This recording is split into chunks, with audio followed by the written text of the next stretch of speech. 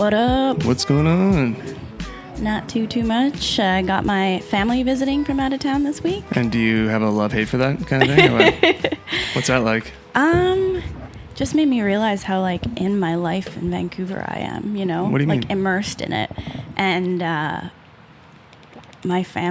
talk to my family all the time, but them physically being here and, like, not demanding, but, like, wanting to spend time with me and everything. I just am really in my life here, and I feel like... They're cramming your style a little bit.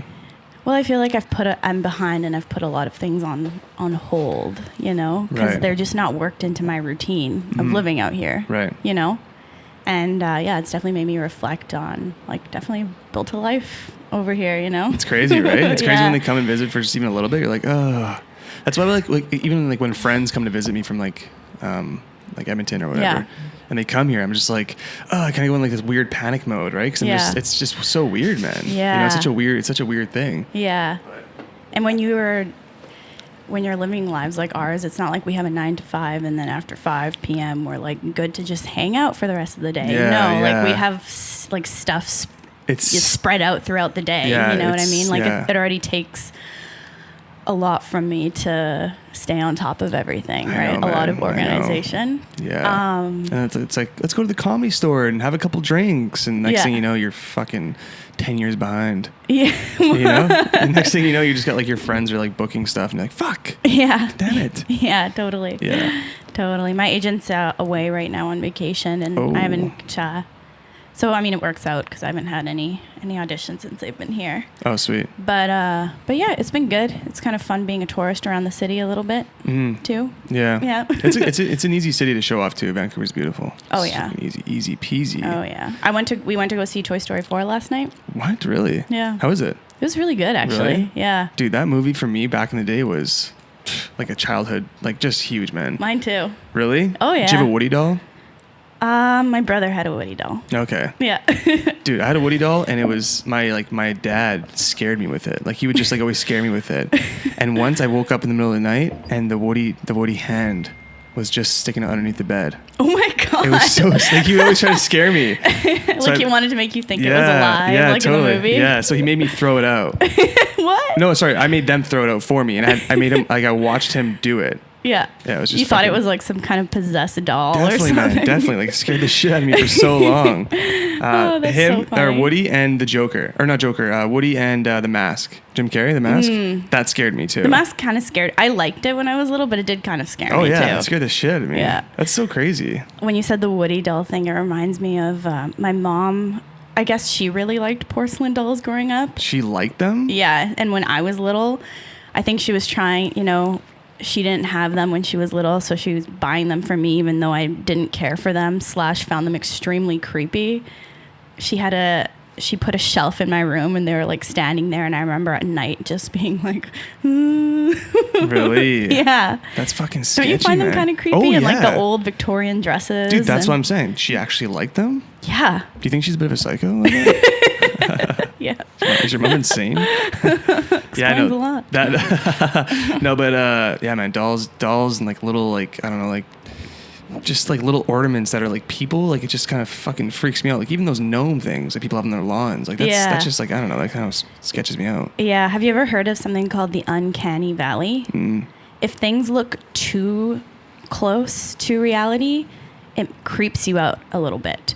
So with the new Lion King, I haven't seen it yet, but I've read some reviews on it, and a lot of people are complaining about this phenomenon, the uncanny valley, that it looks so close to reality, and then there's something a little off, so it makes you a little uncomfortable watching it.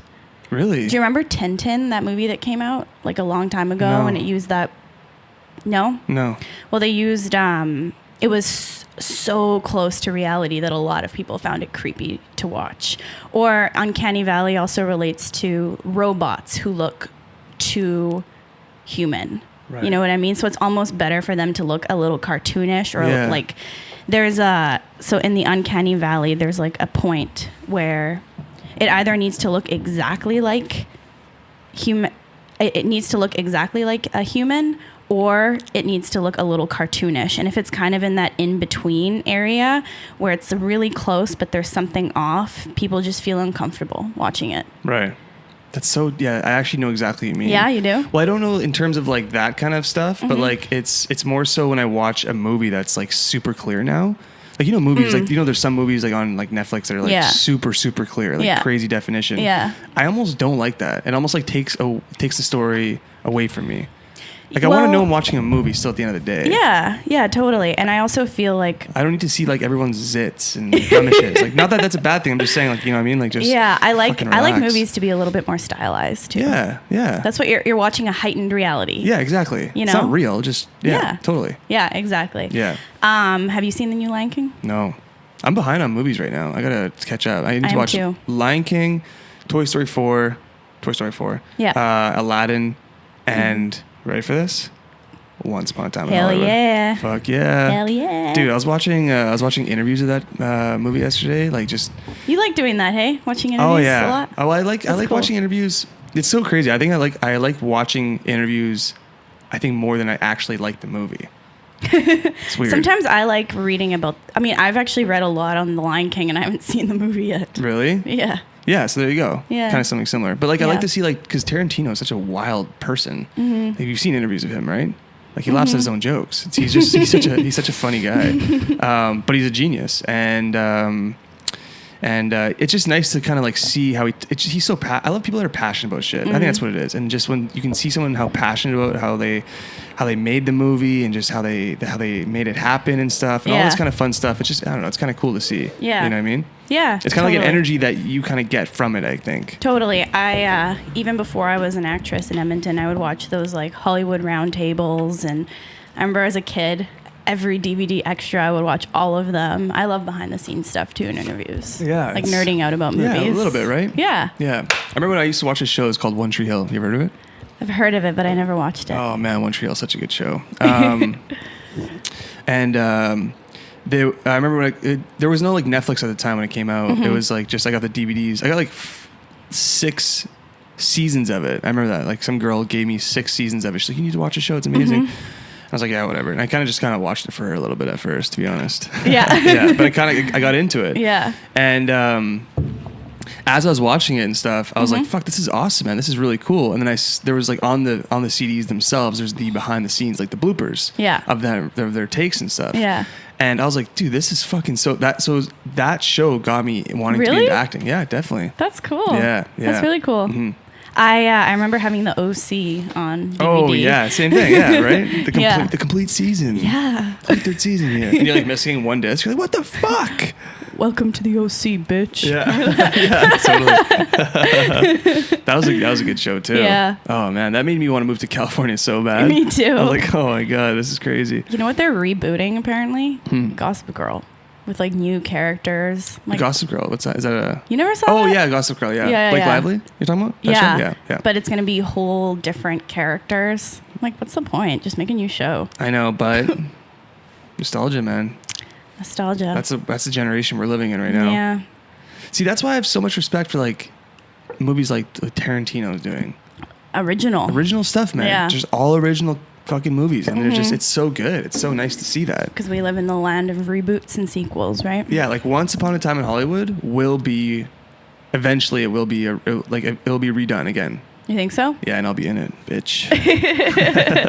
I don't know, remaking a Tarantino movie. Yeah, you can't do that. Yeah. I don't know. I don't think so. I don't know. You know, I was having this talk with Joey the other day. You know what I like about Tom Cruise right now? What? I know I always like kind of hype him up a little bit, but yeah, he's your boy. But he is taking these massive movies, like if you look at like what The Rock is doing and all these people that, you know, these massive movies that are in theaters. Notice how there's not much of a storyline to these movies. Like, it's not an amazing storyline. And what Tom Cruise is doing is he's taking these massive movies, like these fucking blockbuster movies, and he's actually putting a good storyline in them. You know what I mean? Which is kind of nice. See, I have never seen Mission Impossible. I never saw Jack Reacher. Like, I don't... You need to get out. Really? What? That's crazy. Yeah. So I don't really... I'm not familiar. You should really... With his you stuff. should really dabble in. Dabble. I'm more of like anything that Leonardo DiCaprio does, I love and will watch. Yeah, but... Okay, so here's the thing. I always tell people this. Our generation of what we know of Tom Cruise is very stuntman, very like crazy, like always moving around, whatever, right? Scientology, whatever. But there's a whole generation before that was That he was like a movie star. No, like an actor though. Like how you're saying about DiCaprio. Why do you want to watch DiCaprio movies? Because you like how he acts and he's a good actor and stuff. I never saw Rain Man either. You see, I'm saying you've never seen these movies of Tom Cruise actually being like an actor's actor. That's true. Right? I want to see Eyes Wide Shut too. Have you ever seen that? I haven't seen it, but I keep hearing good things about it. Yeah, we should watch it. Nicole Kidman, right? Yeah, it's Stanley Kubrick. It was the last movie. Yeah. Yeah. Yeah. Yeah. I'm definitely down to watch that actually. Let's do it. Let's do it. Have you ever heard the story? Did you ever watch AI? Do you remember that movie back in the day? No, it sounds... Artificial Intelligence. It was that little boy who was... You never saw that? Maybe I did. I'm going to look it up. Okay, well, there's this movie. It's actually... I think it was ahead of its time because I remember watching it back in the day. Look up what year it came out. Haley Joel Osment was in it. Okay. And the story behind it is kind of cool. So Stanley Kubrick wrote the treatment for it, like the story of it. It's kind of... Oh, this movie. Yeah. Yeah. What year did it come out? Came out in 2001. Okay, cool. So I remember... Steven Spielberg directed it. Yeah, so I remember watching it and not really digging it, and then I rewatched it, and it's actually ahead of its time, now that artificial intelligence is more... Of a thing now? Yeah, is more of a thing now. So Stanley Kubrick wrote the treatment for the film, so the concept for it. Right. And he wanted to write it and produce it and have Steven Spielberg direct it. And Steven Spielberg was a little hesitant too, so but he ended up dying. So then as an homage to Stanley Kubrick, Steven Spielberg finished the film. That's nice. That's cool. I Yeah. like that. So it's really interesting to watch because there's such different directors. To know that the underlying story is Stanley Kubrick, and then Steven Spielberg has such a different, optimistic, wondrous style. Think E.T. Totally. So it's really interesting to watch that, but darker because it has the Kubrick themes in it. Yeah. Yeah, it's really cool. You should watch it. Yeah, definitely down. Yeah. That's the kid from Sixth Sense too, right? Yeah. Yeah. Yeah. Fuck, that's awesome, man. Mm-hmm. I love trivia like that, movie trivia, seeing how, because it's amazing that movies even come together in the first place. The collaboration of things, yeah, you there's mean? so many moving parts Dude, to I think it, right? I think honestly that is the coolest thing of the entire industry. Yeah. How there's so many working parts to everything to make it happen. I think that's the coolest thing ever. And it's almost magic. It's weirdly like magic. That's the way I see it. You know what I mean? And I say that without sounding like a fucking idiot. Even reading about things like Jaws. You've seen Jaws, right? Yeah. I think it's a great movie. Unreal. And apparently the shark was only working 10% of the time, and it was a huge pain in the ass. So they just had the fin in the water, right? You're talking about? Yeah. So and also they just had to, make do with what they could. And apparently it actually made the movie better because don't you find that movies that show too much of the monster lose their effect if you see you ever too seen much? Godzilla? I know. I'm out. I don't even Me too. I can't watch that shit. Me too. Because it's too. If you see just glimpses of it, that's why the one with what's his name, the Godzilla that came out before this one with Aaron Taylor Johnson. Did you see that one? And Elizabeth Olsen. That one was good because they. How long ago did that come out? Maybe 4 years ago. Okay, because I watched the Godzilla that came out 7 years ago. Matthew Broderick one? Yeah, the Go Gadget guy? Yeah. Yeah, dude, that was a good one, right? Yeah, watch this one. Okay. The Aaron Taylor Johnson one. It's really, really good. All right. I remember watching it and thinking wow, they actually made a good monster flick with good characters. Right. And I like Elizabeth Olsen too. Yeah. Do you like her? She's the Olsen twins' little sister, right? Yeah. She's also in Avengers. Yeah. Love her, dude. Have you seen Martha Marcy May Marlene? No. It's about her. So she's just left a cult and she's kind of reintegrating into society. Mm-hmm. It's really good. Really? It was the first thing I saw her in. Really? Yeah. That's crazy how that's their little sister. Yeah, She's killing it. Killing it, man. Yeah. Good for her. Yeah. She's both them in one. Yeah. Yeah, no, that's for me, man, watching these massive blockbusters. Dude, I went and saw King Kong. I was like, you know what? I'm a huge rock fan. Mm-hmm. Obviously I love that guy. I support him so much. I think he's fucking the greatest human being of all time. Mm-hmm. But I went and saw King Kong and oh man, I was just Which one? I was so let down. which one was it? I don't know. Whatever one it was. I saw it in theaters. The Rock was in it? I think so. Was it The Rock?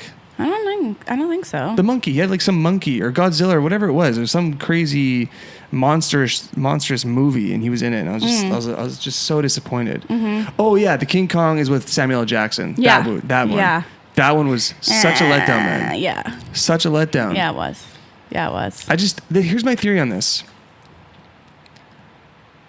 Like, I don't know, if you're gonna make a massive blockbuster hit, okay, why not just have a ridiculous, unreal story? I know it's obviously easier said than done. Like, what do you know, Zach? You know, watch Godzilla.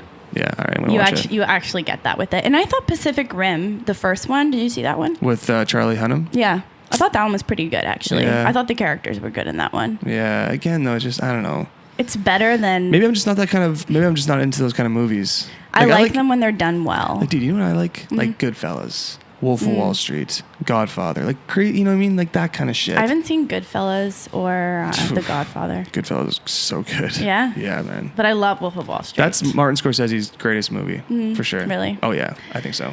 I think one of my favorite movies, something I've been wanting to rewatch, is Shutter Island. Oh my God, man. That is such a fucking good movie. So good. And they made that movie.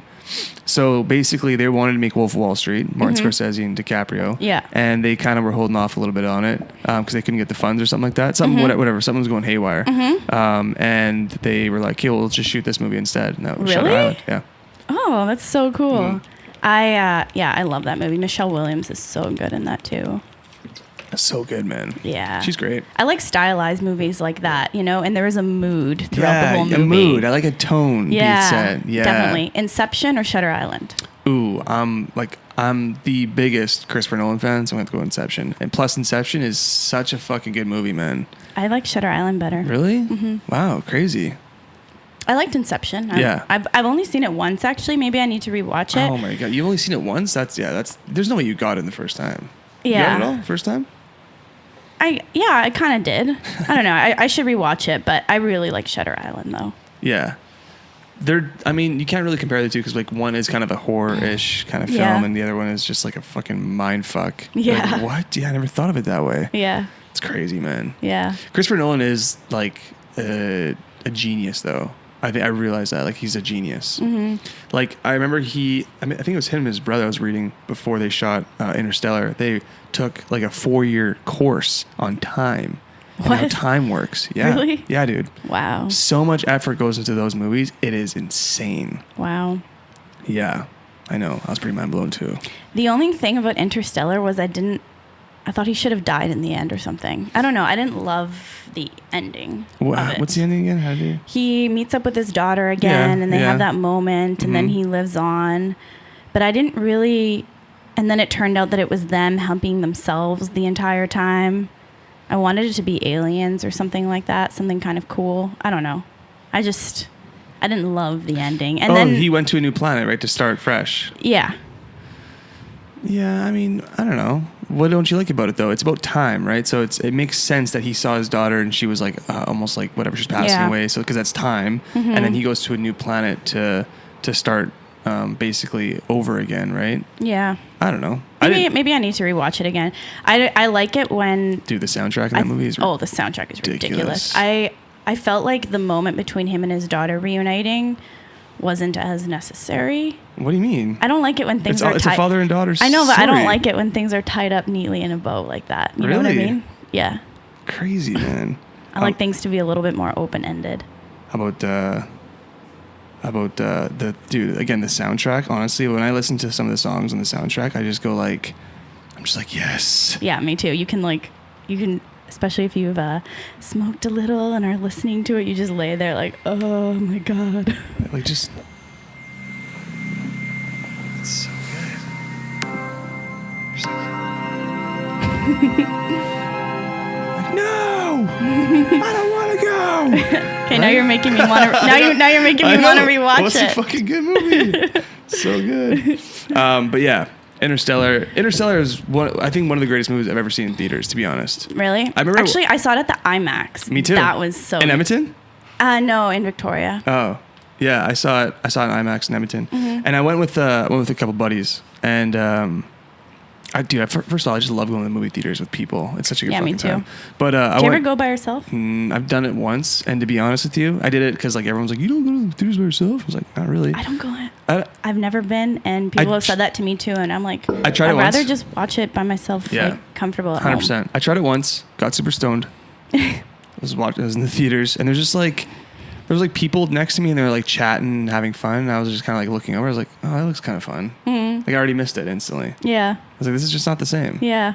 You know what I mean? Because when I go to the movies, I like sharing that experience. Even like I don't know, just even though you're not talking, it's just like the popcorn's there, and like maybe I don't know, laughing, glancing at the other person. or like whatever, and then like instant review after the movies is what I'm about. Instant, like you're waiting by the door. I gotta go to the bathroom. Like, you go to the bathroom? Seriously? Let's talk about this movie. You know what I mean? You come back to the bathroom and you're like, it's just, I love it. We've never gone to a movie together before. Me and you? Yeah. Why not? Yeah, we haven't? I don't think so. Oh, crazy. Weird. We should do that thing where we watch Once Upon a Time, though, and then do the podcast right after. Oh, for sure. We're going to do that. Not a review, just talk about it. Yeah. We're such nerd fans. out about it. Oh, my God. And I know all of that history. You do? Oh, yeah. Nice. I know nothing about it. I have watched every Charles Manson documentary that exists. What's the deal with him? I don't know anything about him. Really? Nothing. So he was like a thug. He was. What do you mean a thug? He was in and out of jail until he was 30. Oh, okay. So he's insane. Like stealing cars. Yeah, stealing cars. And apparently his mom was an alcoholic and just had like didn't know his dad. Just had a super shitty upbringing. Uh-huh. And then he learned music in jail. So somebody taught him the guitar, and he developed a passion for music. And he actually has a pretty decent voice. If you pull up Spotify. Are you serious? He has songs on Spotify? He has songs on Spotify. Like we type it in Charles Manson? Yeah. So he was released around like the Summer of Love. What song? And Ego? Here. Oh yeah. That's him? The time keeps on flying. He was friends with the Beach Boys. Think you're loving, baby, and all you're doing is crying. It's actually a catchy song. Yeah. Right? Be honest, do you listen to it? I have listened to it. It's so weird that this is Charles Manson, right? Oh, I don't know anything about him, so it's not weird to me at all. It's pretty good, hey? It's fucking awesome. Yeah. Yeah, save that song. I'll listen to it at the end. So, he connected with a bunch of hippies during the Summer of Love and became friends with the Beach Boys. And he, I think Terry Mensch, I don't know, Terry something. He was a music producer that was friends with the Beach Boys and was interested in maybe signing Charles Manson. So Charles Manson ended up just basically collecting like lost souls, like hippies, and started a commune, the Manson family. So he had a cult. So he had all of these like young hippie girls who I guess he was super charismatic, but they would like lure people into it. So that's how he became friends with the Beach Boys, because they kind of just showed up at his party and he had a bunch of hot hippie girls with him and would like hook up with the Beach Boys. And they actually lived with the Beach Boys for a few months, like 8 months, I think. And then they ended up setting up camp at an old ranch that was used for movies. It was an old movie set. And they would do acid every single day. Like every day. And he wouldn't though, right? That's right. Yeah, that's what they say. That he wouldn't, and would kind of manipulate them and put ideas into their heads. And he got it into his head or convinced them that Helter Skelter, the Beatles album, was written as a direct communication to them. It was predicting that black people would rise up and slaughter all white people and rule the world, and that the Manson family was going to hide in an underground pit in the desert until that all blew over. And it's super racist, and that black people wouldn't be, because they haven't been in power, they wouldn't know how to run things, so they would rise up from their pit in the desert and rule the world, basically. Whoa. And so they wanted there to be a race war to, expedite the whole process. They're like, it's taking too long. So he convinced some of his followers, and I think they were super fucked up on drugs at the time, to go and, first of all, they murdered Sharon Tate, Roman Polanski. You know him? I don't know who Roman Polanski's, no. Have you seen The Pianist? Yeah? He directed that. So he's a big... What do you mean directed The Pianist? The movie. That came out in like 2000 something. Yeah. What? Yeah, he's old. Crazy. So, yeah, he was young at the time, and she was pregnant. And who was pregnant? Sharon Tate. So they went and the cult members went to their house at night and murdered everybody and wrote like pigs, wrote messages in blood on the walls to make it look like it was like black people who had done it. And then they did the same thing the next night, and there was this huge panic in Hollywood, and they thought that it was around drugs because, there were a lot of, it was like the summer of love, right? And they said that there's like a newspaper article saying that everybody's going to get high off the water supply because everyone's flushed their drugs down the toilet today. Whoa. And then, I think one of the cult members was arrested for something unrelated and started bragging about it in jail.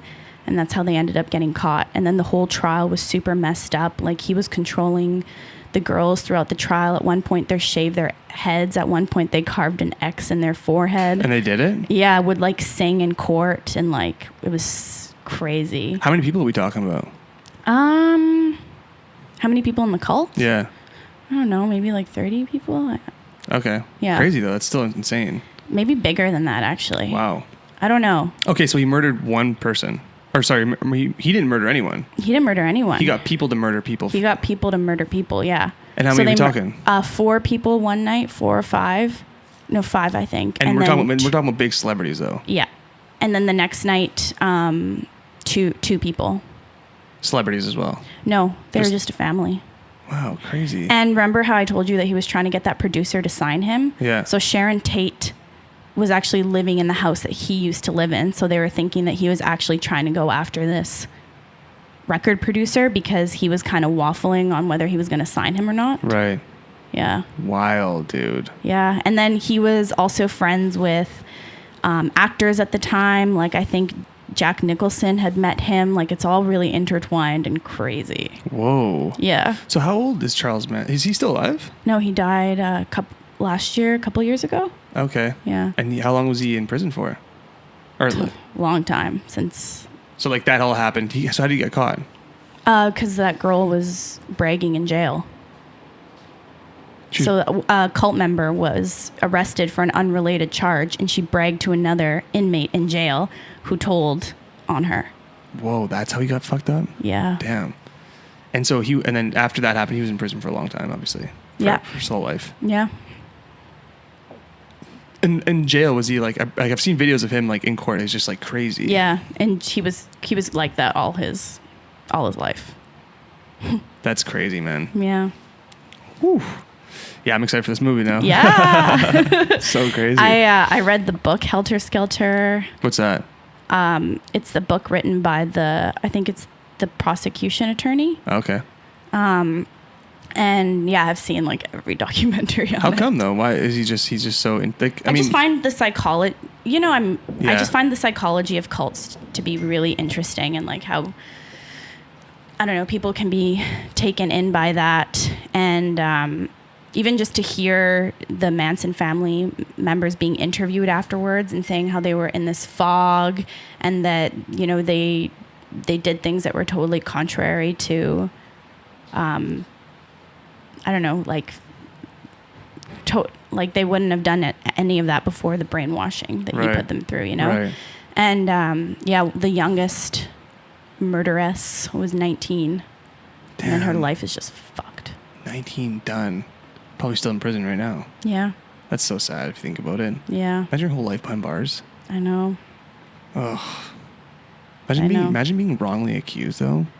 It's happened, yeah. I know, dude. I know it has. Yeah. It's so sad. I think there's something called Project Innocence. But yeah, this is why I don't believe in the death penalty, because there's been so many people who have been exonerated. after execution. After 20 years, no, dude? after. Oh my after God, execution. what? Yeah. Are you serious?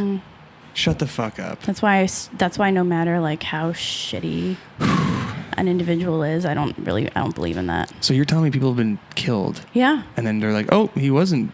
Yeah, because of DNA evidence now, they've gone. So this Project Innocence, I think that's what it's called, uses DNA evidence to go and investigate, crimes that seemed a little bit, or I guess trials that seemed a little bit shady, or that families have rallied around and really argued for their innocence. And yeah, they've used DNA evidence and have exonerated at least over 100 people in the States that have been wrongly executed. And what happens, man? Do they tell the family and stuff? Like, what do they do? A lot of it, it's like decades after. So I guess just the family knows that they actually didn't do it. Yeah. Wow, that's fucking sketchy, man. I know. Jesus. This podcast took a turn. We're all just like, oh, what's going on? Crazy, man. Crazy. So, I walked in and I saw a bunch of sheets on your table. What do you got going on this week, dude? Oh, shit. You talking about my big audition I got coming up? Yeah, I don't want to say the show, but it's a quick little... Did you mean to do that? What did I do? You put it on... Oh, no, I did not mean to do that. I was like, damn, that was good aim, though. Yeah. You put it right perfectly on there. I got an audition for a comedy series that is produced by Seth Rogen and Evan Goldberg, whatever.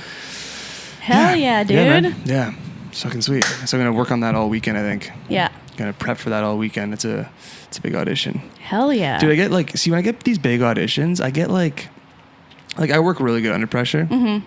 I really do. Mm-hmm. But also at the same time, my mind goes, okay, let's just get this over with. Like, I just like to get it done. Yeah. And sometimes for an audition, that's not a good thing. Yeah. You know what I mean? Yeah.